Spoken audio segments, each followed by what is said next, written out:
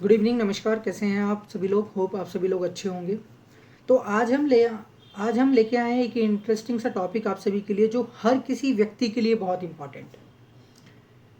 ये टॉपिक है एक्सीडेंट के ऊपर। ये टॉपिक है जागरूकता के ऊपर। ये टॉपिक है अवेयरनेस के ऊपर।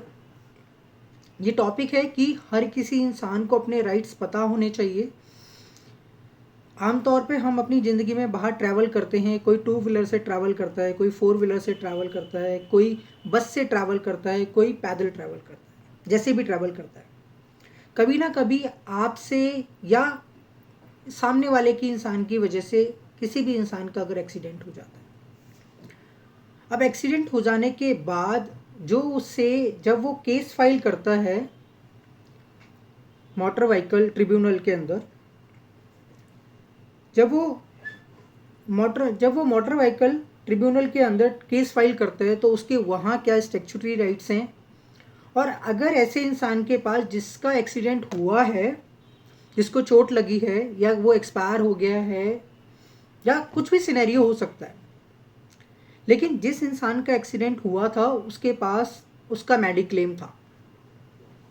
अब अगर उसके पास अगर मेडिक्लेम है और उसने उस मेडिक्लेम अपने मेडिक्लेम के ऊपर उसने अपना इलाज करवाया और मेडिक्लेम वालों ने उसे पैसा दिया, रिम्बर्समेंट हुआ उसके ऊपर, तो इसके ऊपर सुप्रीम कोर्ट की जजमेंट क्या है, सुप्रीम कोर्ट का पॉइंट ऑफ व्यू क्या है कि क्या जो कंपेंसेशन है, जो ट्रिब्यूनल उसे कंपेंसेशन देगा एक्सीडेंट के केस में, तो क्या जो कंपेंसेशन ट्रिब्यूनल ने जो दिया है, तो वो अमाउंट जो उसकी उसकी मेडिक्लेम पॉलिसी से आया है उसके अकाउंट में, जो मेडिक्लेम पॉलिसी वालों ने दिया है, क्या वो अमाउंट उसमें एडजस्ट होगा जो कंपेंसेशन वो रिसीव करने वाला है ऑन फाइनल। इसी के ऊपर सुप्रीम कोर्ट की आगे जजमेंट है। जजमेंट का नाम केस का नाम है new India assurance company limited versus Dolly Satish Gandhi and another. SLP number है सिविल 18267 ऑफ 2025। साइटेशन नंबर है 2026 INSC 498। ये इसका साइटेशन नंबर है। अब इसमें क्या होता है, एक इंसान का एक्सीडेंट होता है, एक्सीडेंट के बाद उसका वो ट्रीटमेंट करवाता है, ट्रीटमेंट के बाद मेडिक्लेम का पैसा उसके अकाउंट में आता है। अब क्वेश्चन ऑफ लॉ ये डिसाइड करना है क्या मेडिक्लेम का पैसा जो उसके अकाउंट में आया है और जो ट्रिब्यूनल जो उसे कंपेंसेशन दे रहा है, तो क्या मेडिक्लेम का पैसा उस कंपेंसेशन में एडजस्ट किया जाएगा या नहीं, ये एक क्वेश्चन ऑफ लॉ था जिसको ट्रिब्यूनल को डिसाइड करना था। तो ट्रिब्यूनल ने और हाई कोर्ट ने दोनों ने सेम जजमेंट डिसाइड करी, और जजमेंट में ये डिसाइड किया कि जो क्लेमेंट को जो अमाउंट रिसीव हुआ है बाय वे ऑफ उसकी ओवन मेडिकल क्लेम की वजह से, वो डिडक्टेबल नहीं होगा अगर उसको अगर कोई कंपेंसेशन मिल रहा है ट्रिब्यूनल की वजह से। अगर ट्रिब्यूनल से कोई कंपेंसेशन दे रही है तो उसमें उसका खुद की मेडिकल क्लेम की पॉलिसी का कोई भी डिडक्टेबल अमाउंट नहीं होगा। इसी चीज़ को लेकर, इसी ग्रीवांस को लेकर new India assurance company limited supreme court पहुंचती है।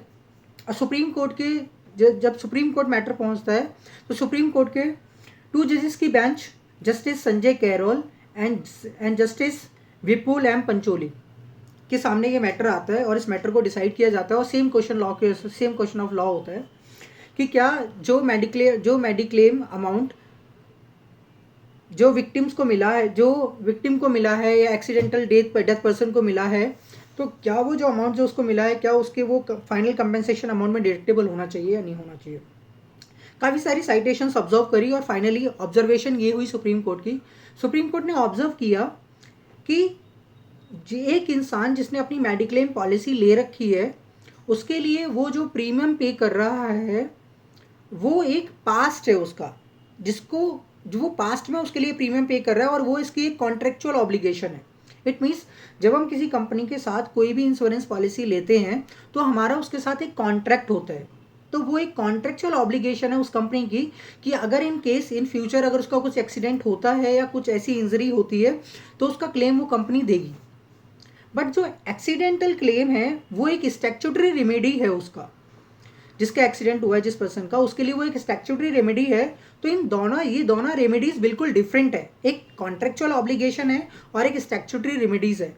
तो MSCT के अंदर जो स्टैट्यूटरी रेमेडीज है हम उसको क्लब नहीं कर सकते हैं उसके कॉन्ट्रेक्चुअल ऑब्लिगेशंस के साथ। तो दोनों के दोनों बेनिफिट बिल्कुल डिफरेंट हैं और इन दोनों को क्लब नहीं किया जा सकता। ये सुप्रीम कोर्ट की फाइनल वर्डिक्ट थी। तो कैसा लगा आपको ये जानकारी जानकर?